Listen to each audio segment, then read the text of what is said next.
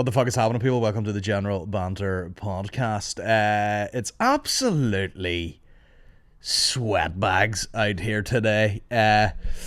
Today's podcast is another throwback. This is a little down period for the General Banter podcast. We're gathering up a few bits and we're gonna re-attack it in a couple of weeks. But we'll give you a couple of throwback podcasts.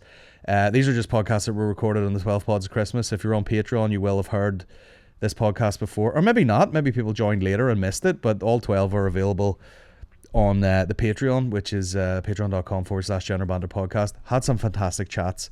There's been enough time now on Patreon for people to have listened to them, all 12 episodes, and I'm taking a small handful of them and putting them out publicly. Just because they were fucking great chats, and I think more people should hear them. So this week we're gonna re-release the Almani podcast. Almani is a big wave surfer from the North Coast, and in those sort of circles, the guy's a legend. The guy's a goddamn aquatic god. He's Aquaman. He's Ginger Aquaman. And we had a fucking hilarious chat, and some interesting stuff. Some parts of it I was literally sweating harder than I'm sweating right now in this goddamn heat. So it was just a great chat, and yeah, hopefully you'll like it. If you want to go over on the Patreon, you can hear all 12 episodes of the 12 Pods of Christmas, but there's also just reams and reams and reams of Patreon podcasts from the last couple of years since we started the Patreon. And because these ones are being re-released to the public, there's a slightly longer podcast going out on the Patreon. So if you're on the Patreon, you will get new extended podcasts whilst these ones are being publicly released. And that's it, my guys. I have been sitting on this seat for about 2 minutes now, and I have almost sweated clean through my trousers onto the brown leather, which was once white, but here we are anyway. So yeah, get yourselves on the Patreon if you want some more. Just want to remind you as well, tickets for my SSE show Overkill are on sale right now. It's on the 30th of September this year, 2023. Get your hands on it. We'll have an absolute fucking ball. And if you're anywhere near Dublin, I will be doing Vicar Street on the 8th of September. Also making an appearance at the Ivy Gardens Paddy Power Festival. I think I'm on before Tommy Tiernan. Colin. And I'll be sweating even more there than I'm sweating right now in this goddamn heat, whatever it is, 28 degrees or something. But yeah, that's it for this week. Folks, enjoy the podcast with Almani if you haven't already heard it on Patreon. But if you are on the Patreon, you will get another extended podcast. So cheers for everything, guys. But enjoy the sun. Stick on this podcast, go for a walk, get sunburnt. Blister up, get dehydrated, get that rhabdomyosis or what is that what it's called when you start to piss blood? I don't know. I made that up. Pull that clean out of my arse. I think I heard David Goggins say it one time. Do you think that made me stop pissing blood? Goddamn pussy. What am I talking about? Anyway, listen, I'm going to spritz my face and fucking fan my nut bag. Enjoy the good weather, guys. Big kisses. Good luck and fuck you. Enjoy the podcast with Almani. Got the old menopausal fan here. Ladies and gentlemen, welcome to the General Banter podcast. Our guest today. First of all, thanks for taking time out of the ocean for us. Thanks for having me. World famous big wave surfer, Almani. Cheers for taking time out of your day to chat with us. Cheers for taking time out of your studio to chat with me. I know, and I was late too, which is, it's just like me. I need to be early, and then he was lurking around outside, and I was like, "There's some way, like I don't know who that is outside." I was like, yeah. I don't know, and then he was feared to come in. Yeah, there's a creepy guy outside my house. That's him. Let him in. I sent him your plate and all. I said, "There's somebody lurking out here with a number plate." Blah blah blah. And he was like, that's Niall. That's Niall." So, big wave surfer. You have many job titles though, don't you? I think all sorts of things, yeah. Author? Not that I'm a very good author, but I've written stuff. Yeah, there it counts. Loads of words together. You're whatever you say are these days, you know what I mean? I know. Any other Instagram account, just author. I'm an author then. Oh yeah, absolutely. Yeah. Any other strings to your bow that I've forgotten about? Landlord? Here in this, what do we call this place? The surfer's house. Surfer's house? Yeah. Lovely. Because I'm the surfer, and this is my house. Amazing. You need one for comedian. The comedian's house. Oh, you wouldn't want to see that. It would just be fucking. I don't even think a comedian should have a house. It's just like some back room somewhere. It's just as well we didn't do it in my van, like I suggested. I know. We would never fit it in As there you together. As you said, it would be cozy. It was just crammed in the back of it. You are a giant man. Well, you're a giant man too. I fall into that tier of someone will bump into me and be like, "Oh, sorry, big lad." Do you know what I mean? But is that normal for surfers, or is that like a big wave surfer thing? Or I think traditionally surfers have always been kind of stereotypically relatively small. No center of gravity. You know? I personally would have struggled quite a lot in small surf. I surf small waves all the time, but for big waves, I feel personally better being stronger and bigger, if you know what I mean. But everyone, it's like, this is all I know, that's all you know, do you know what I mean? So what's, obviously there's different types of surfing. You know, you see there's competitions and people, what is that called? Is that more of like a freestyle thing when people are... There's all sorts of surfing. Like I think I get put in the big wave surfer box because that's the thing that's been probably the most, like, I've been photographed doing that and filmed doing that, so and it looks flashy, and that's kind of, you know, what I've been maybe mostly known for. But I surf all sorts of waves, from like wee tiny ones, and you know, I use a paddleboard, and you know, I use all different sorts of things. But with the big wave thing, like, just to put into sort of perspective, like, you're talking, you know, I would refer to big waves as, you know, sort of 30-foot waves, so it's sort of like the size of your house kind of thing, and bigger, and they can be as like up here in the North Atlantic, we get some of the biggest waves in the world, so it's kind of a really good place for a big wave surfer to come from, although it's not been usual. You know, as you know, like, surfers traditionally come from the Pacific, Hawaii, California, South Africa, Australia kind of thing, but it's a really good place to be here for. Do you think it's a bit of a hidden gem? Or is there like a is it become more popular? Have people always come over here for like surf tourism? I actually went to California when I was 22, specifically to surf one of the biggest, like, most dangerous places in the world. I wanted to go there because I felt like it was just what I wanted to do. And when I came back from there, that was when I wanted to, like, search this place out for those waves. I knew they existed. And over that sort of 10, 15-year period, it became, we got a lot of media coverage, and it kind of rolled and grew, and now it's a real destination for, like, you know, legitimate big wave surfers from around the world who we would have all looked up to at a time. You know, of course, like, they were being kind of who inspired me, the guys from Hawaii, California. They come here now whenever there's the big storms. Like, we've got quite good surf today. You can probably hear the wind howling. It's a regular thing here. We'll wrap this up quickly. You can get That's what I'm hoping. Get a high tide later on. Get you out of here. No, that's unreal. I'm sure them Hawaiian boys come over here and they're like, this is fucking freezing over here. Of course. We're used to swimming or surfing in like a 6mm wetsuit, and they're used to surfing in shorts, so it's a totally different world. Whereas I go away and I'm surfing in shorts and I'm like, ginger, I get sunburned. Horrendous experience. I know. Well, that must be part of the thing, you know. They're like, there's this guy from Ireland, and he's a big wave surfer, and then they see you, they're probably like, holy fuck, it's like a comic book. You know what I mean? I know. Do you play up to that a wee bit? No? It's probably helped me looking Irish, being from here. Do you know what I mean? Yeah, I suppose I look stereotypically Irish more than I look stereotypically a surfer. But yeah, it's literally like, you know, if there was like a comic book about, you know, like a legendary Irish big wave surfer, it would probably look exactly like you know what I mean? You'd be like, who is this mythical beast? Yeah, but and what was I going to say? Like, so like, I watched a video of you recently, and there's like a secret area around here somewhere where you're like, I'm not fucking telling. Just around the back there. I'm not telling you. It's green screen. That's like Almani there. You're like, I'm not telling anybody. Is that still a secret? And there's loads of places like that around the country, and I think that's the thing with surfers. Traditionally, they've always been relatively secret about where they surf, and for various reasons. Sometimes just pure, like, this is my thing, I want to do it, and then other times it's to do with safety, or, you know, maybe people coming along who aren't prepared for it and that type of thing. But I see, and around Ireland here, and that's why I've really focused my energy here, there's so many locations here that get battered by big storms all the time, and there's also days that when the storms aren't so violent, but the waves are really good and very, very big. So there's lots of those all around the country, but we generally keep them under wraps. Sometimes we do, sometimes we don't. But also, it's like, I could tell you to go out to, you know, whatever headland in Donegal and go and surf, you know, this location, and it'll not be rideable 99% of the time because of the weather we get. We're exposed here to the brutal winds, and, you know, it's often the winds up here off Malin in particular. are regularly the strongest winds in Europe. You know, most years I think they're recorded up here. So we do get a lot of violence in the sea here that you don't get in other parts of the world where there's big waves. That's the name of the podcast. Violence in the Sea.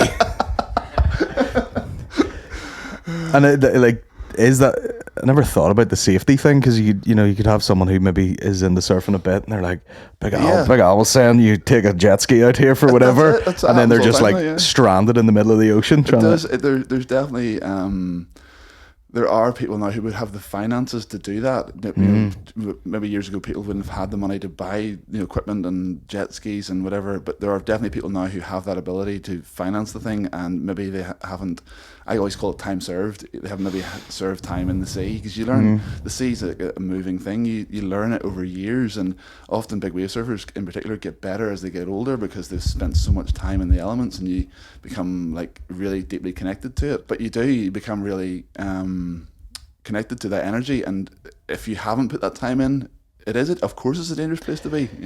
Like, I've noticed it a couple of times. Like, we went with mates of ours, the Mahal brothers. I don't know if you ever met them. I know them, yeah. And they're from like, where's it? Arglass, and you can tell they're just wee salty sea dogs. Like, like we were going up and like coastering and jumping about, and everyone's like, oh my god, it's freezing, and they're just plunk right in onto the water for like 40 seconds. Like, where is this motherfucker? And he's like, drop my GoPro. Yeah.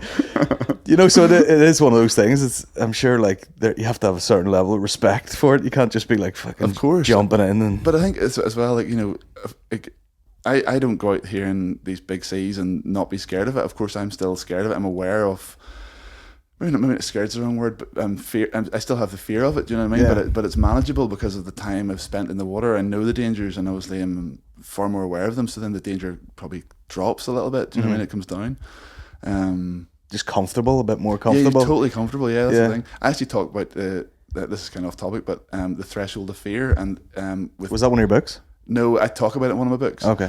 But I talk about this thing called the threshold of fear, where in surfing in particular, for me, because the big waves don't happen all year round, obviously they tend to happen now, in the winter. So when the season starts, my threshold would kind of be lower, although it's probably higher than maybe yours would be, but in the surf I'm talking about. But and over the period of the winter, when I'm surfing bigger and bigger waves, or wilder locations, or whatever, the threshold rises and I get far more comfortable. And then come March, when it starts to dwindle off, that the threshold of fear comes down over the summer, and and I go back down to a different level by the time we come around to sort of September, October again. But over years, the threshold in general for me would rise, as it would be the same with lots of big wave surfers. The more time you serve doing it, the higher threshold you have for it. Yeah, if that makes sense. Absolutely. I mean, it's funny, like the thought of the ocean scares the life out of me, but then once you're near one, you're like, there's like a weird, like, I'd like to get in there. Yeah, there's like a weird draw to it. It's the vastness of it. I love like, up here in the North Coast, everything's vast, the horizon's broad, the skies are massive, and it's that openness I love about it. It's not actually the act of surfing the wave, which that's great and all, but I think it's the whole environment that I like about it, and the isolation of being out there surfing. I know, I was thinking about that, like, when you've surfed for, like, how many years have you surfed roughly, like, now at this point? Like 40 or something. Or what age are you? 40, just turned 42. 42. So you've just surfed forever, basically. Kind of pretty much all my life, since I was about 7 or 8. Like, do you get to the point where you're like, I remember, like, this day on that specific thing? Because I was trying to think, I can only obviously relate it to something as bullshit as, like, stand-up, but, like, 90% of them could be good, but you're like, what's the one that makes it stick out type thing? There's definitely, like, because I do this like almost every day. I'm in the sea in some capacity every day. Lots of those days just blur into the back, and then there's the odd, as you say, standout moment, and it might be a moment where it might be something dramatic happened, something went wrong, or that sort of thing would stick out in my mind. Probably the same for you too. You don't remember every gig you did or everything you said, and there are things probably maybe you got a good response, or of course they stand out in my mind, or injuries as well, or things like that. You know what I mean? So, is there like a memory you've had up here where you're like, I don't know what happened that day, but it was just magic or perfect, or the weather was perfect or whatever? I find I surf quite a lot of good conditions here. One of the most memorable things for me was surfing at the Giant's Causeway, like right off the end of the rocks there, the hexagonal rocks we have, off the end of there, back in like 2008 or 9 or something like that. It would have been. That was one of the first times I surfed there, and it just seemed so surreal to be out there, with like the tourists on the rocks, like Chinese tour buses, and everyone down just taking pictures of the rocks, and we're out there surfing.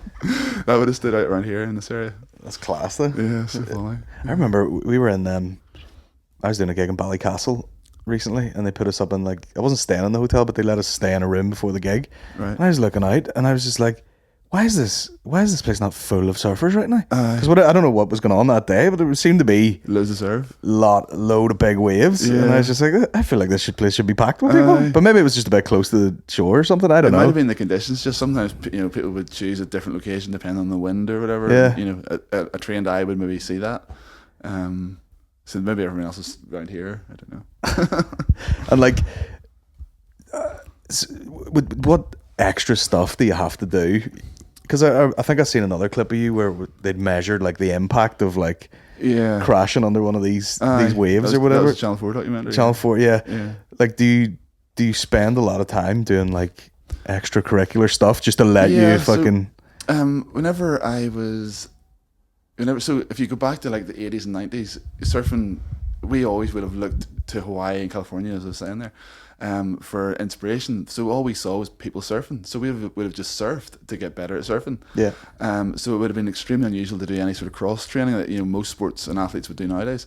But I started I just had this thing. I just felt that I needed to learn other things to strengthen my body. So I did a lot of weight training, and various things like that, and swimming. And actually, I got it wrong in a way. I felt like because I wanted to be, a big wave surfer or just a surfer, that I should swim a lot, of course. But swimming a lot doesn't actually help it in the surf zone. It's more about you learn the currents and you learn the movement of the water, and that's what really helps you. So the actual swimming bit of it, I was swimming like 1 kilometer every night, and it's probably great for my fitness, but it wasn't great for the actual training aspect. Mm-hmm. So actually, my friend was a former natural bodybuilding world champion. He lives around the corner, Richard Robinson. And so natural bodybuilding is obviously without steroids. And so they take steroids. Apparently so. What? I don't know. I thought everybody was natural. Oh, whey protein. Yeah. A lot of chicken, bro. A lot of chicken and rice. 2 scoops of that on you. Yeah. A bit of creatine flying. Yeah. So he'd be completely clean athlete, but he also has a sea background, so he understood what I was doing. So he put together a program for me, and it was based on off season and on season, kind of like maybe a rugby player or something like that has seasons. So I would have been in season where, if you imagine like rugby or football, you know the schedule, you know the times you're playing, so you can train for those events. Whereas surfing, we don't really know when is the good day or when's a really big day. So you kind of have to be relatively prepared all the time. Yeah. Which is stressful on the body as well, because you're constantly trying to be trained. And I suppose it's kind of like emergency services, like ambulance, police, fire. They're always just ready, but they don't know what they're ready for. On call, yeah. Do you know what I mean? So they're always prepared in whatever aspect. So it's kind of like that, but. So he put me through a program where we basically replicated the pressures I was under. Just put you in a barrel and fucked you down a cliff. Jumped on me, yeah. but we would have replicated scenarios. For example, like everybody would kind of think like, oh, I get the question all the time, how long can you hold your breath? And my answer is usually always, well, as long as I have to, and it's been okay so far. But generally, like sitting there and being calm and preparing and holding your breath, I find that's not really relevant training, because that's not how I'm feeling when there's like 40-foot wave. You're not under the water, like, no, lotus position, like, and controlling your breath. That physically prepares you or trains your body. I'm sure it does, but we basically train under stress. Mm-hmm. And so, for example, I would be let's say, for example, we would go into the harbour in Portrush here when in the winter there's no boats in it, and just the little moorings are there, and I would paddle on a big 10-foot surfboard. And Ricky would sit behind me, and he would I would paddle away and he would shout wave on, and I would then turn the board around, scramble to him, out of breath, exhausted, because that's really what I'm doing when I'm catching the wave. I'm scrambling. Yeah. I'm out of breath, exhausted, then go underwater, and I have to stay underwater for as long as I can, and we would do that 10 times. So obviously I get depleted every single time, and then sometimes he'd tell me to do it with no breath, so you're still having to hold your breath, but you have no air, if you know what I mean. And that's basically to replicate the scenario of me getting hit by a big wave or falling on a big wave, surfacing, and then there's another one and another one. Because I always say as well, the first one you can survive, anyone can survive it. You hold your breath, you get rattled around, and you come up and you're like, oh great, but there's usually more. And it's those ones that really, really deplete you. Yeah, I know. And I've actually had flashbacks underwater of training with Ricky in the harbour, of being put down underwater and being rattled around by big waves, and flashing back to being in the harbour with Ricky. Yeah, it's mental. So basically we try and, it's a really long story, but basically we try and replicate the situations I am in at sea rather than sitting here trying to hold my breath for 5 minutes. Yeah, in a warm room where it's like, you know, you're chilling. Yeah, you're chilled out because you don't have that time. It's instant, seconds, you know what I mean? That's crazy. Like, you know, people talk about like anaerobic fitness and everything, where you're like, oh, there's absolutely nowhere. Yeah, here, you know, honest, like I'm sure a lot of that stuff, as kind of said there, is probably beneficial to the body, but I find it's better to be training under stress for those scenarios. But then there's also the other side of it too. Like, I surf a lot on my own. I really enjoy going like out, you know, off the west coast or off here, going out to locations on my own. So and that's traditionally been what I've always done. So I'm very self-sufficient in the water. So I'm always like, the physical side of it and the mental side of it are one element of being prepared, but you've got also the being self-sufficient in dangerous scenarios is also something that's been very important to me. And I've kind of built that up over years. So I never think, oh, although I've got a safety guy with me, the safety guy is going to get me. I'm always thinking, I'm on my own here. Yeah. And if things go great, he'll get me. You know what I mean? Fucking hell. Do you ever just wake up in the middle of the night like honestly, see, before big swells coming, the stress is wild. And I think it's got worse as years have gone on. That's what I was going to say. Like, you know, I don't know what you check daily, you know, forecasting or whatever, but like, is there a day where you just wake up and you're like, you know, it's kind of on today, but like not till later, but I'm just kind of waiting? Yeah, that's the worst. It was happening later on the day, but I usually find big days come, because up here in Ireland here, we've got the windows for good surf and good conditions are very narrow. You're talking hours sometimes in the day, because we've got quite big tides. We've got, you know, the wind moves a lot because the way the weather systems come past us, so we're very exposed to like abrupt movements in the wind. So we literally have 2 or 3 hours some days. So we're usually on it from like the crack of dawn. Wherever we've got to go to, we go and we stay there, and we're on it from the crack of dawn in the hope that we can score something, if you know what I mean. Yeah. But often the weather forecasts are not 100% accurate, and it comes down to, again, the time served over the years of understanding the weather and being like, oh, that says that, but it's probably going to do this.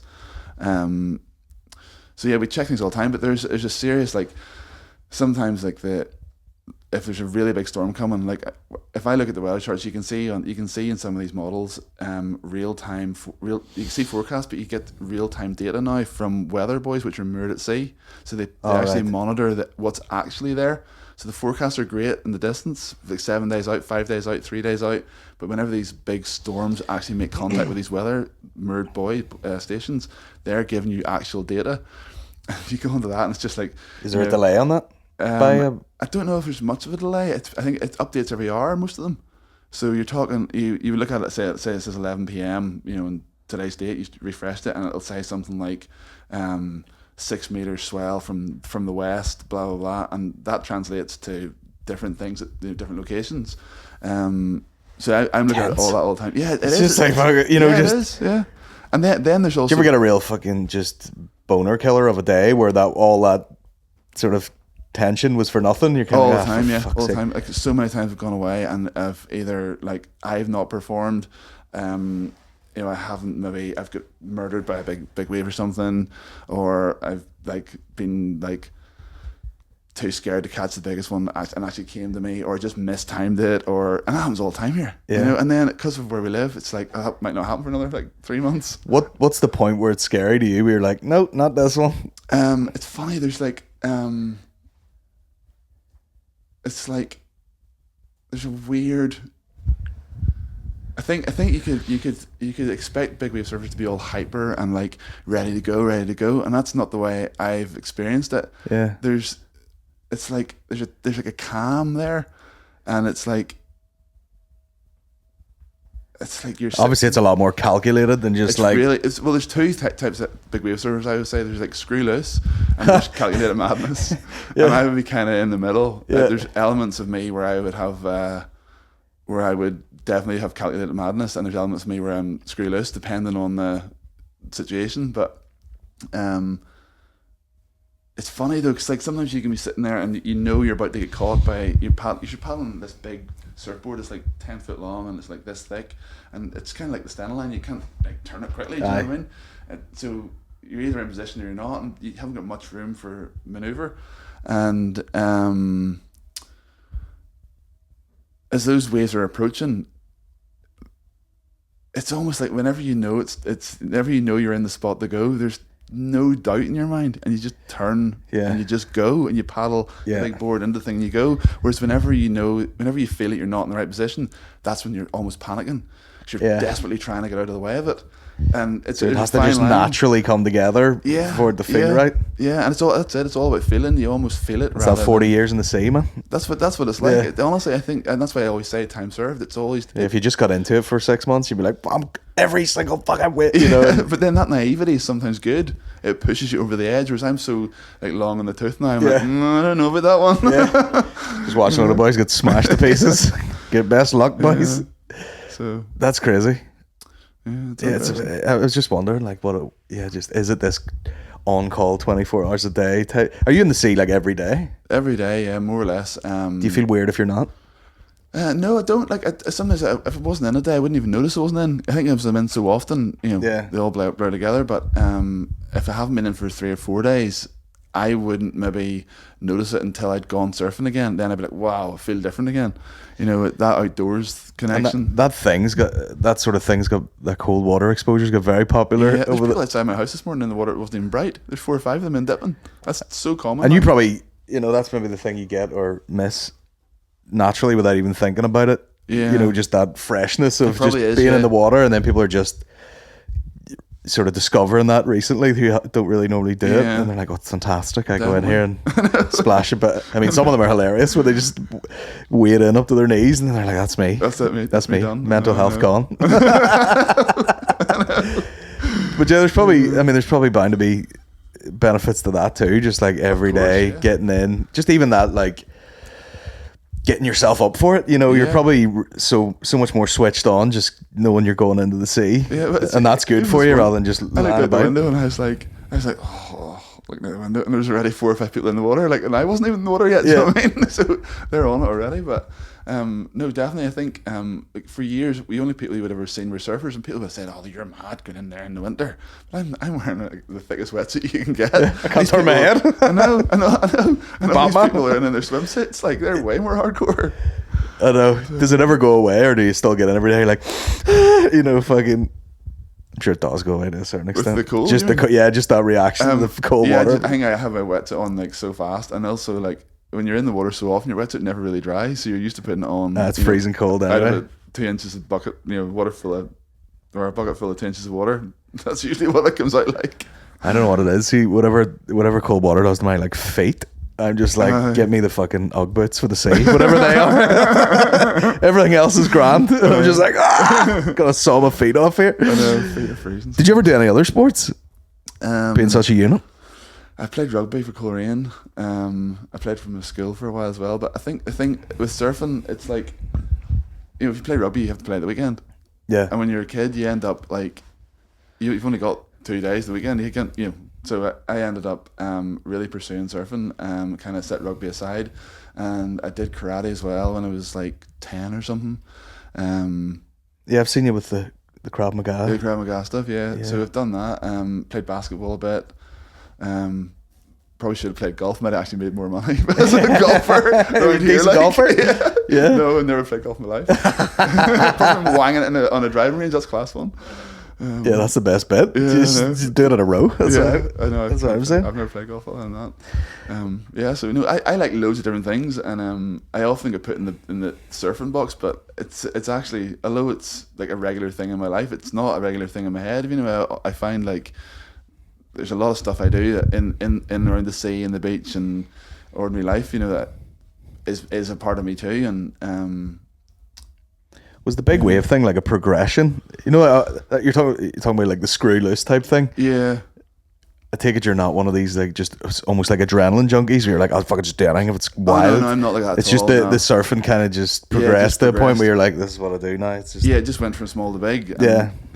you know, that's kind of like, that's the way it kind of felt natural to me, if you know what I mean, just to go from surfing small waves to bigger waves. But I surf all kinds of waves, and you know, anyone who says, you know, they're a big wave surfer, like, that doesn't mean you're a big wave surfer every day. It literally, you know, it happens when there's the right conditions. Yeah. But you're preparing all the time, and even when I surf small waves, I'm always thinking about the next big day, and you know, so it's always there in my head. But it's funny, like, you know, if I was you or if I was like that and sitting around and like, right, today's the day, boom, big surf over there, and you head out for it, I'd be like, where's my fucking 2 cameramen and photographer and all? But I'm sure most of the days you're like, I just go and do it to do it. That's it. And come back in and see, there's obviously there's photos all around here, but like there's photos and video of me all over the place. I get that, but most of the 99% of the time I just go surfing on my own.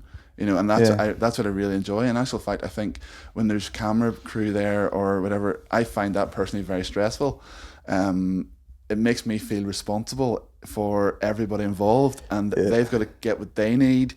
And then you've got people maybe who've never been out in these environments, and it's wild. Like with cameramen being sicker with the boat, and you know, it's the guy on a walkie-talkie. Can we get that again? Oh, can you just turn around and do that again? You're like, But so I find that very stressful, but it doesn't happen that often. Do you know what I mean? So I do surf mostly on my own. Or sometimes with a couple of friends, but mostly on my own, and don't have the cameras and stuff. I have to ask you, like, what's the sort of hairiest scenario you've been in? Like, any real fucking touch and go moments? We've had there's several things. We've had like engine failure at sea. So that's barely even surfing related. No, but that's like lots of these locations we go to are far out at sea. They're basically the waves break over an underwater seamount, so a big rock underneath the water, and they'd be off the coast. So we would often use a boat or a jet ski to go out to them.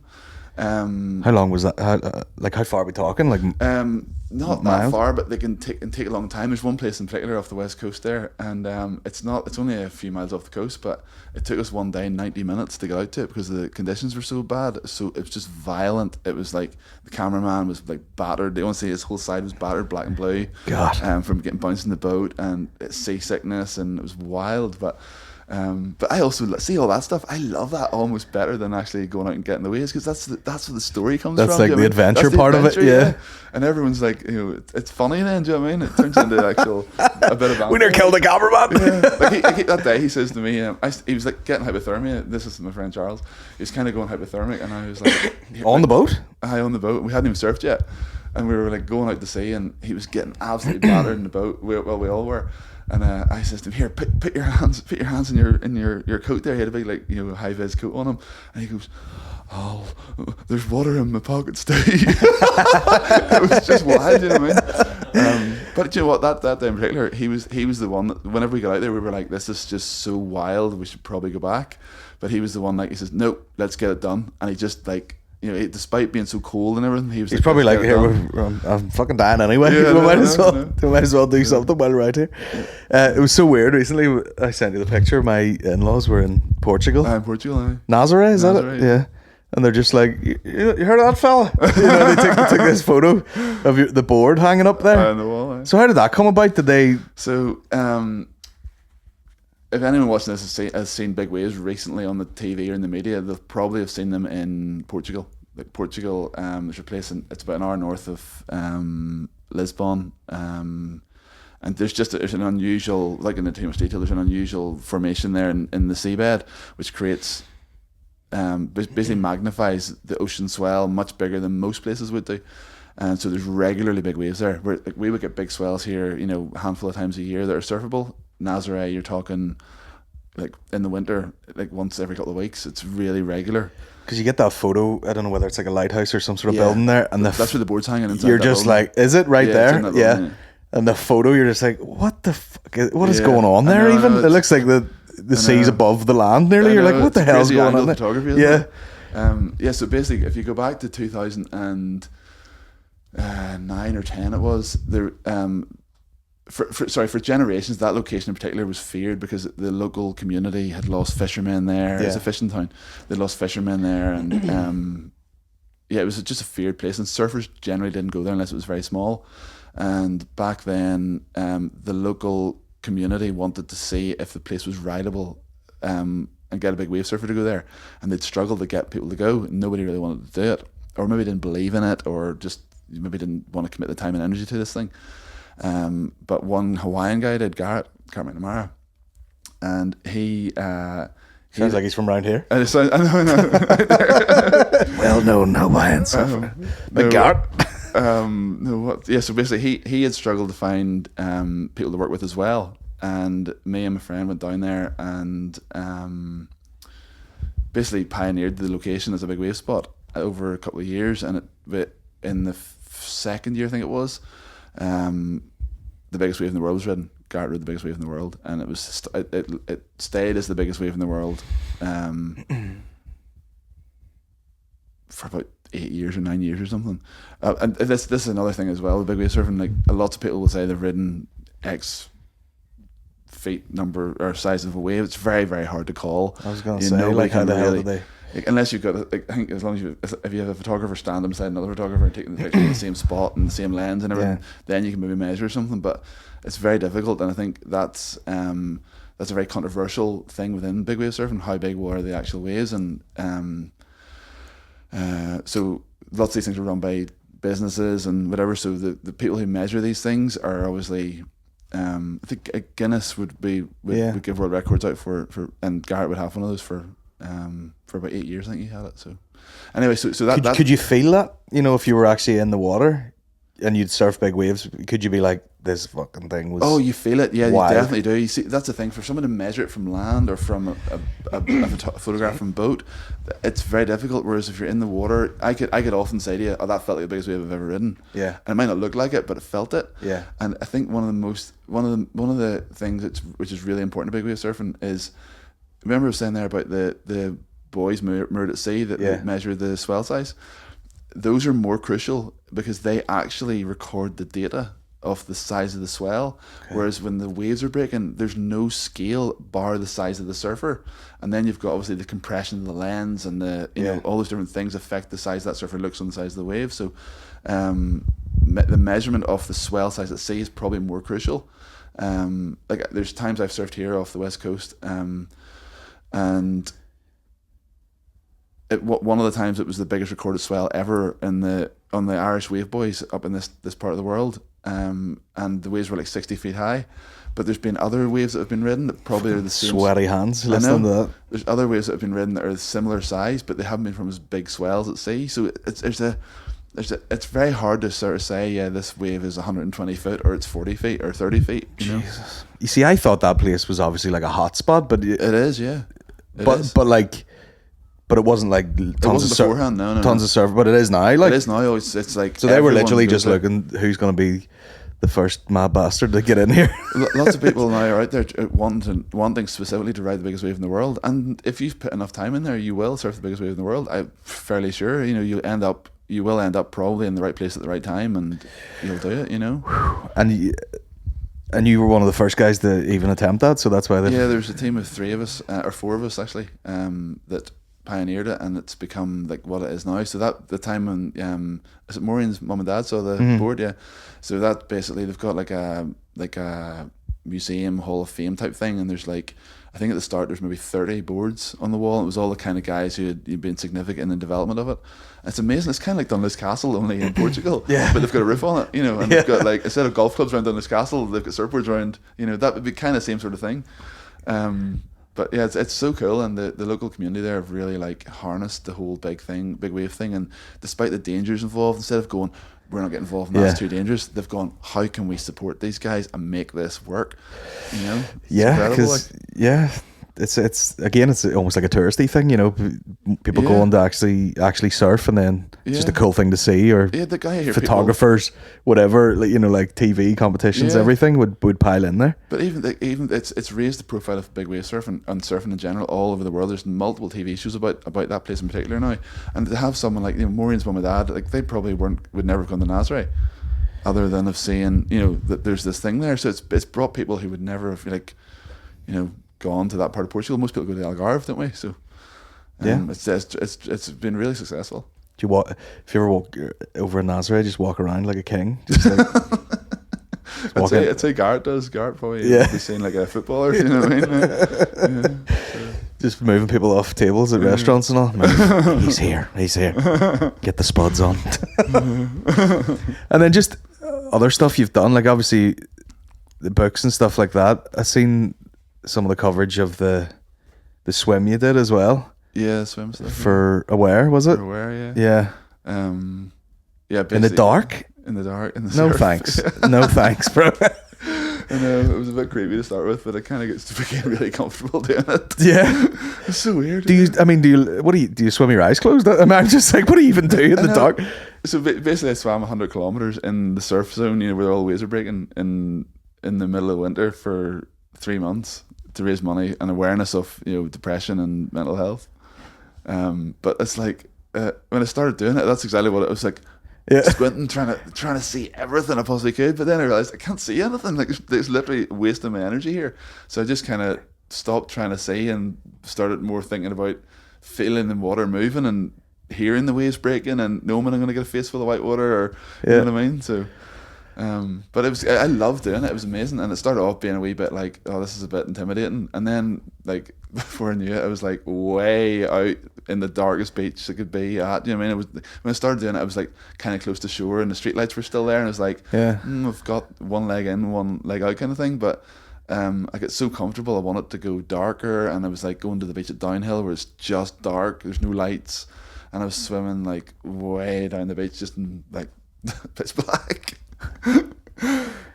It's a nice long beach. I was, you know, in my head I was just like, what if there's just like rocks, or there are some rocks there, but I had them all marked on the headland, because the headland would have a bit of a silhouette because of the light in like Lima Valley in the distance. So I had a couple of marks on the headland that I knew if it was in line with that, there's a rock in the water close to shore, so I'll not go near here, or you know. So I kind of knew roughly where I was at all times based on a few markings I had. So. I just be in the bathroom with the light off, just kicking my feet. Here we go. It's for the mental health. Get a good bit of money raised for that then. 20 grand. It was during lockdown. And was it for just depression awareness, or it was mainly for awareness? Yeah. Yeah. Because specifically for around lockdowns, or just it was mainly around lockdown. Because remember back then, like you would turn on the TV and you'd have like people from all walks of life on completely struggling with like their health, business, everything. People were getting it from every angle. So I thought that, you know, maybe we could raise awareness of, because everyone's going to be feeling something, you know, in terms of mental health struggles during that period. We raise awareness that people look for it in themselves and look for it in each other. Because obviously the charities were struggling to keep their offices open. They weren't getting the same funding in. So I thought we could probably raise awareness and help everyone by doing it, and the money thing was a separate thing. If we got some, well, cool.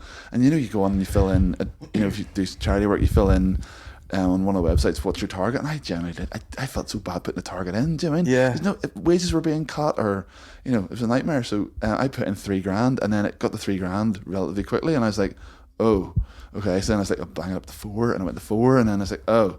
And then there was people from all over the world were starting to see it. It got a bit of media and it ran. And then next thing it was like 20 grand. That's great. It went bananas, yeah.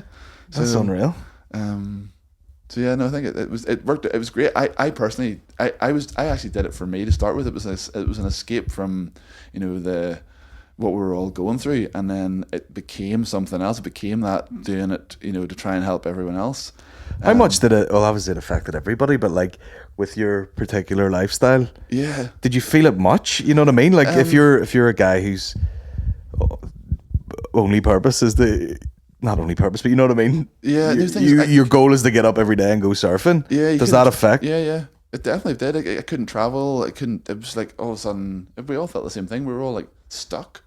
Yeah. You know. So I think I probably was looking for a wee bit of adventure subconsciously as well. Yeah. It was probably that too. Do you know what I mean? Yeah, some people get into like baking and stuff, and you're like, I'm gonna swim 100 kilometers. It didn't turn out very well. I was like, I'm just gonna bake our bread from now on. You don't have that? I was like, oh, that's not edible.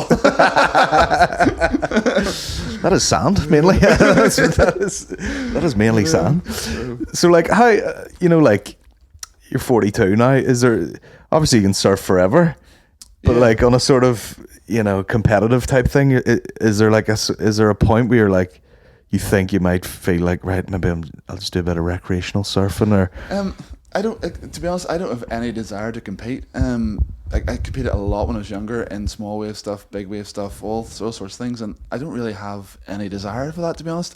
My thing is like try to maintain the lifestyle that allows me to, you know, go surfing, be that small waves, big waves, paddleboarding, swimming, whatever it is. Try and maintain that, and I've been fortunate that my surfing's opened doors and allowed me to do like different things with like advertising and books and, you know, all different things. That's basically, you know, helped fund my lifestyle and allowed me to do the thing I want to do the most, and that's what's most important to me. And it's not like, you know, wanting to go out and compete and be the best. It's something that doesn't really motivate me. Do you know what I mean? yeah. It's more like it's whatever I feel I want to do or get out of it. That's what motivates me. And it's really trying to maintain the lifestyle that allows me to surf or swim or whatever it is every day. Class. Are you one of the OGs around this neck of the woods now? You know? I don't know, yeah, probably. Do they see you coming down the beach and they're like, we'll pull off to the side here? Let them in. Some of the surfers around here are like the original surfers in Ireland. There's like a guy out the coast here, Davy Galvin, would have been the first surfer in Ireland. There's another guy here. How do they? Oh, they were like. How do they record that? They were flipping out. They were out surfing in like homemade wetsuits that they stitched together, woolly jumpers under them, and I'm making their own surfboards and all that. And those guys are from here. Like, it's interesting. So like I'm probably second generation. He's making a board, just, you know, playing on a board. Yeah, wooden board by himself. Yeah, I know. So no, there's the first surfer in Ireland. Yeah, no, there's people are here. Like, yeah, and he's how old would this guy be? He'd probably be, I don't know, about 33. A bit older than me anyway. No, I'm sure he'd be in his 60s, yeah. That's just the thing, like, who gave him that name, you know? Is he like, nah, yeah. I'm telling you, I'm the first one. I know. I'd say, do you know what, it's like everything, and there's people who claim all sorts of things, and especially in surfing, people claim all sorts of things, but I'm fairly certain he was the first surfer in Ireland, yeah. Wow. Yeah. That's amazing. Yeah, no, it's cool. They should get, you know, like a modern wetsuit, but it looks looks like the old one, you know, it's the print on it or whatever. You know, he does, or the Ulster Museum have actually got an exhibition at the minute about the history of surfing in Ireland, and on one side of it, it's like lots of it's to do with what I've done, you know, and my history with surfing, and then on the other side of it, there's lots of stuff to do with Davy Galvin and, you know, Alan Duke and all the different people who've been involved. Great names too. Surfing, yeah, I know they're cool, aren't they? Great surfing names. That's down in Cultros. That's on at the minute for about a year, I think it's on. So yeah, there's quite a lot. Surfing's really, it's gone from the days of, you know, you drive along the road with your surfboard on the roof and see nobody with another surfboard. Now everyone's got a surfboard and a transporter van. Yeah, exactly. And the paddleboard thing as well. Like, you couldn't get your hands on a paddleboard during the lockdown. That was everybody's new sport. We went there was like a little sort of lock near us. It's actually gorgeous, you know, there's the jetty things going out the whole way around this thing, and I was always just like, why is there no one ever in there? And I don't know whether it's stinking water or whatever. It just hasn't been done, so eventually one day I went down, there was like, you know, this young couple, you know, packing away the paddle boards, and I was like, fair play, there we go. Oh, there we go, yeah. They probably got poisoned in that lock, but it's all good. They're green now.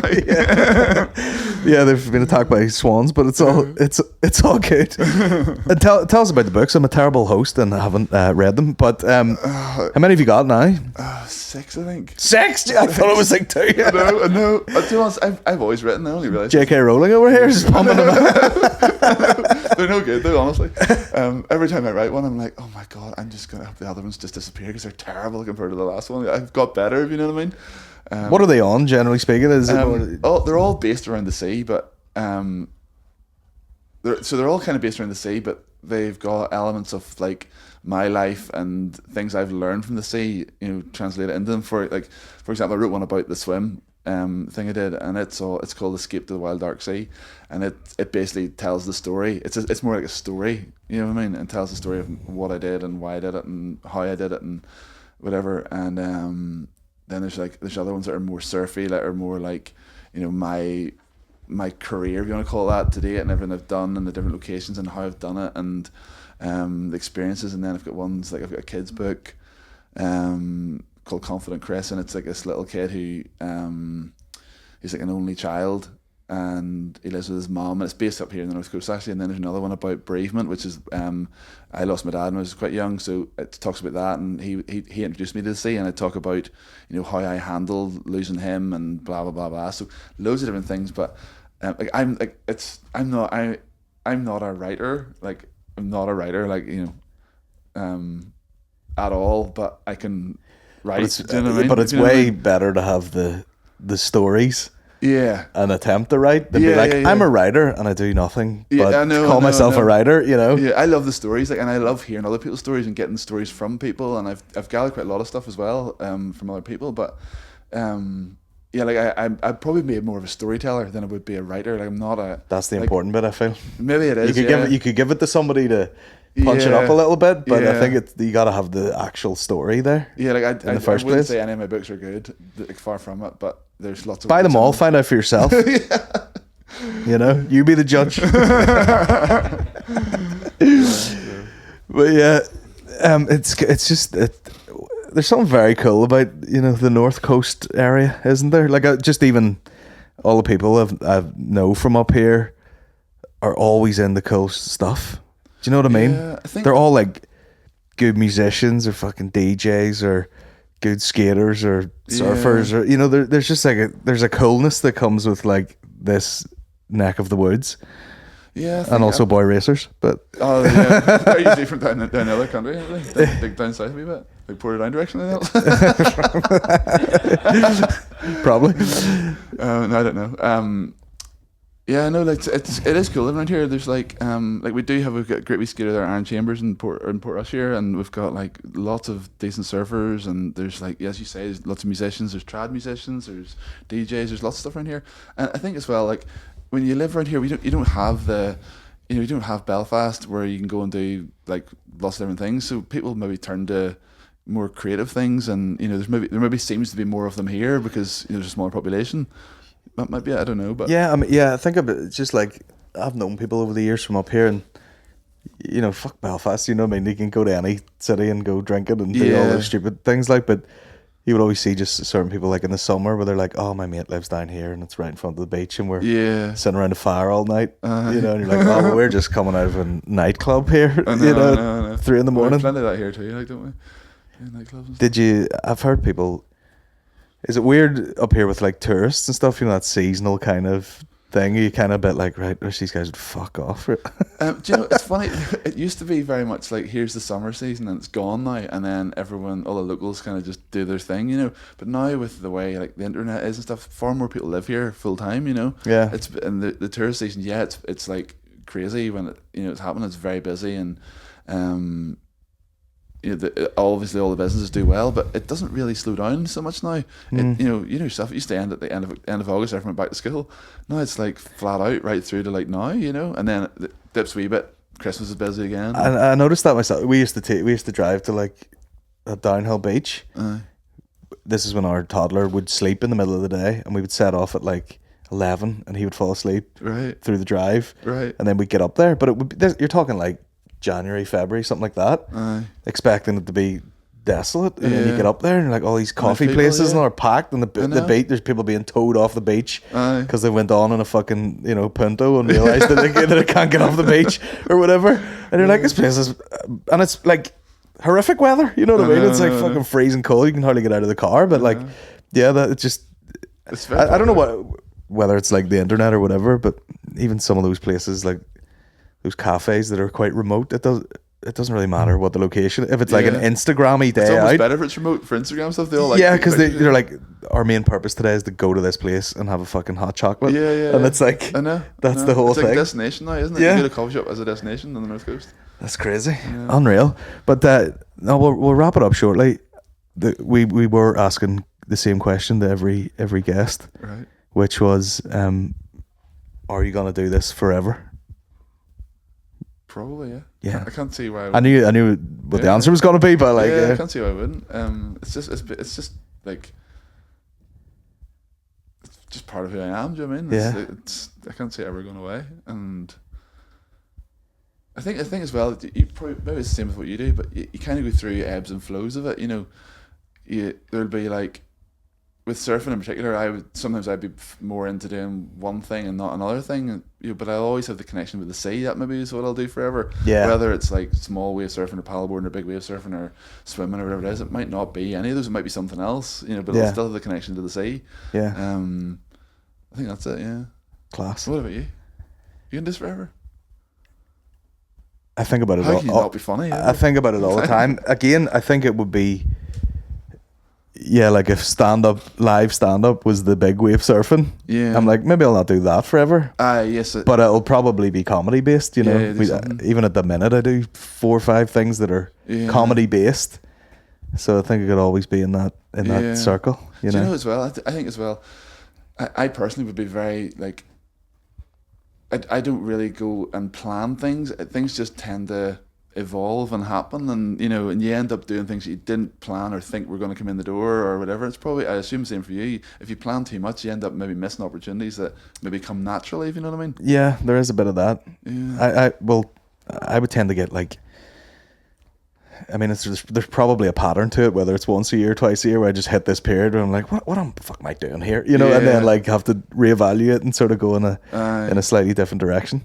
But even things like, I feel like, especially in my job, doing different things deliberately. Like, I was talking to a guy yesterday and we're like, take me golfing.